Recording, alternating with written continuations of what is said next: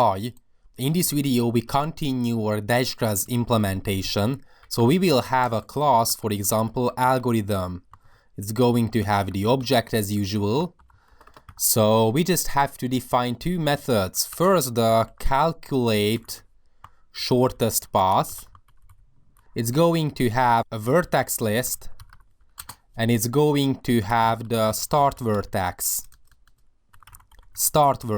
okay? In order to use the heap, we have to create an empty list at the beginning. We set the start vertex dot min distance to be equal to 0. This is what we have been discussing in a theoretical section, that we have to set it to be 0.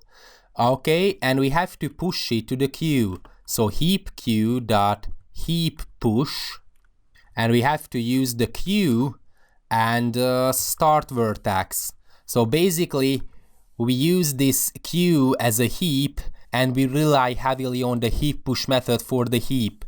So basically it's going to make sure that after the heap push, so putting the start vertex into the heap, this queue is going to be basically a heap. As you may recall, for the theoretical section for the heap, we are able to represent a heap with a one-dimensional array. This is exactly what's happening here. We stored the heap in a one-dimensional array. In Python, it is a list. Okay. While the len of the queue is greater than 0, so while the queue is not empty, we just have to define the actual vertex is going to be equal to the heap queue dot heap pop. And we have to specify this queue. Okay, so what does it mean? It's going to return with the vertex or the node with the minimum distance. This is why we had to define the comparator and the less than method, because if we keep pushing vertices or nodes into this heap, then basically whenever we pop, it's going to return the node with the minimum distance because we set the comparator and the less than method accordingly. So this actual vertex is the one that's closest to the starting vertex. So we just have to iterate through the edges. So for edge in the actual vertex adjacencies list, because the adjacencies list is going to store the edges in this case. Then we get the u, which is equal to the edge dot start vertex, and the v is equal to the edge dot target vertex. And we have to calculate the new distance. So the new distance is equal to the u dot get min distance plus the given edge weight. Okay, and if this new distance is smaller than the v dot min distance, it means that we have found a shorter path. So we just have to update the v predecessor, which is equal to the u. Then we have to update the min distance. So the min distance is equal to the new distance. And then we have to push it to the queue.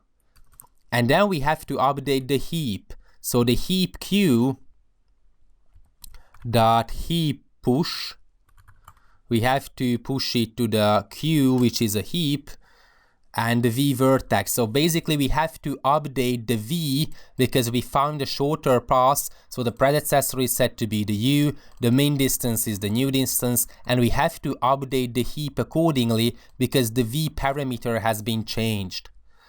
Okay, so that's all about the calculate shortest path method, and we have the get shortest path method, for example 2, because we define a target vertex.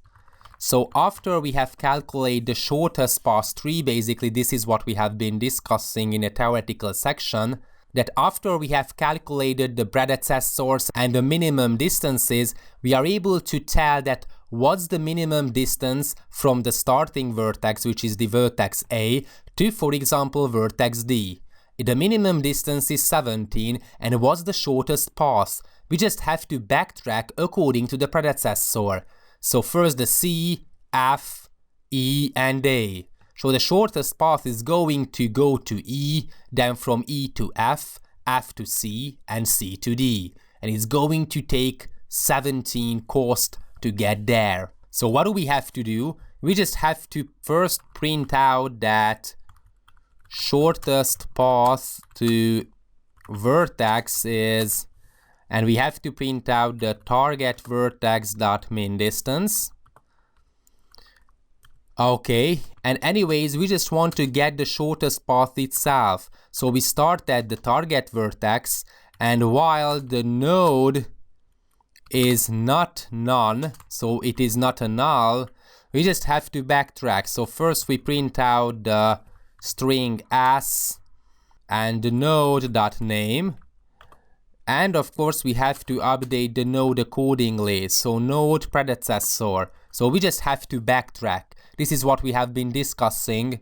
We start at the target vertex. What's the predecessor? It is the C. Is it a none? No. We keep going. What's the predecessor? It is the F.